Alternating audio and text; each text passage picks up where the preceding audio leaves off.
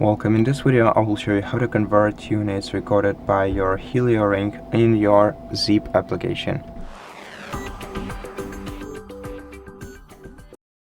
First, in the zip application, open the Home tab and then tap the profile icon in the top right corner of the screen. Select Settings, then go to Units,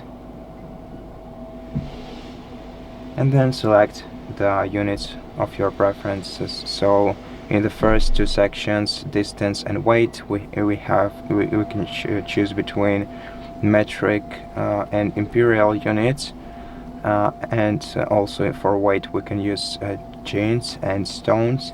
In the last section we can choose the blood unit, so either millimole per liter or milligram per deciliter. And once you're ready, just leave this menu.